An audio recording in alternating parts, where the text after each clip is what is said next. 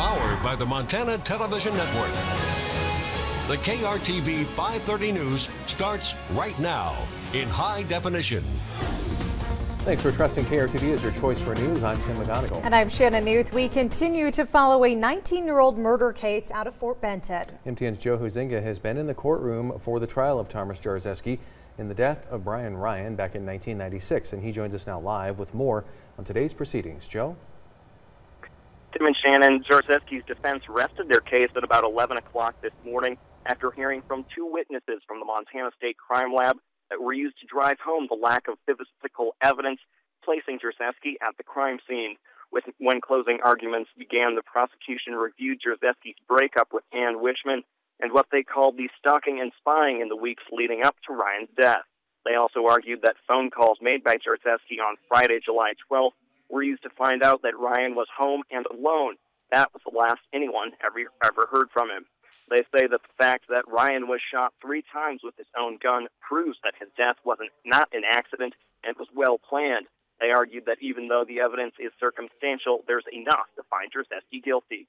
The defense began by telling jurors the case will remain unsolved, attacking how the investigation was conducted with the crime scene being cleaned up prematurely and indicating that investigators had ignored possibilities that didn't match their case against Jaraczeski. They argued that hang-up calls made Friday night were not significant because Jaraczeski had a pattern of making hang-up calls to Ryan and Wishman.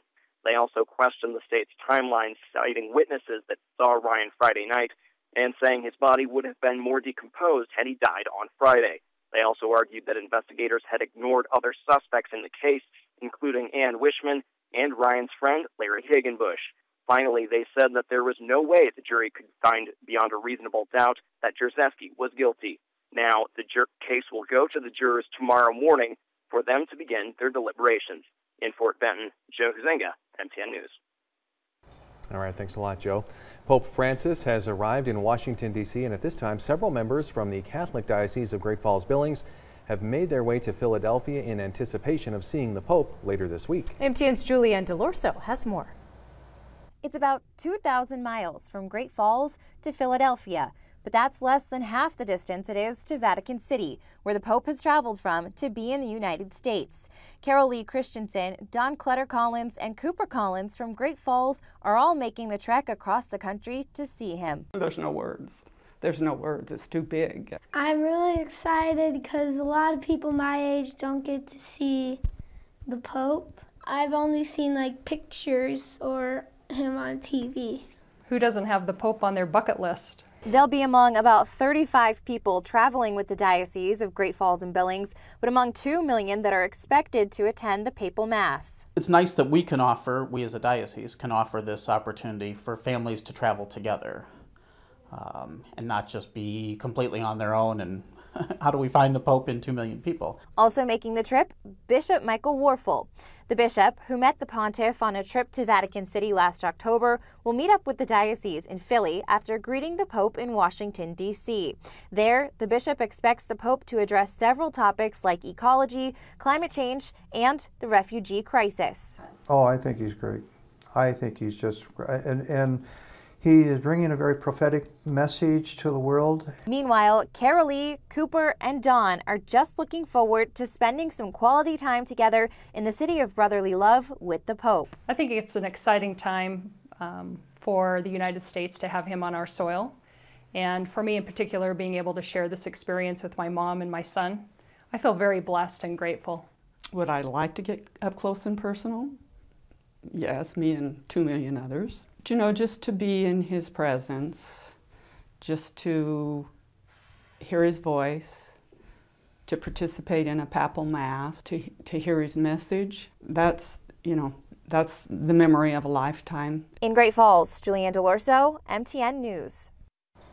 Conservationists and industry groups are cheering a federal decision on the greater sage grouse. MTN's Sanjay Telwani reports on today's actions by the Department of the Interior and what it means for Montana. The decision's been anticipated for years. The greater sage grouse will not be listed for protection under the Endangered Species Act. That keeps management of the bird largely in the hands of the states. That's good news for oil drillers, bird watchers, and hunters. Because the sage grouse is an important game animal. It's also important because, and this is one of the unique things about the sage grouse, the sagebrush habitat that it depends on supports hundreds of other species. Governor Steve Bullock established a sage grouse advisory council in 2013. It's worked on rules to protect the bird and its habitat, 60% of which is on private land, without major restrictions on grazing, drilling, and construction. The Montana Petroleum and Stock Growers Associations praised the move, so did conservation groups. Today's decision demonstrates that when all the diverse interests that have a stake in sage grouse management work together, we can find ways to balance the many traditional uses of our landscape in eastern Montana, farming, ranching, economic activities. But industry groups and Montana Republican leaders warned that restrictions on federal lands remain and are stricter than the state's rules. I remain concerned that the Obama administration's land use plans will have a harmful impact on Montana's economy, our land users, and our Montana way of life. Montana needs to continue to take the lead on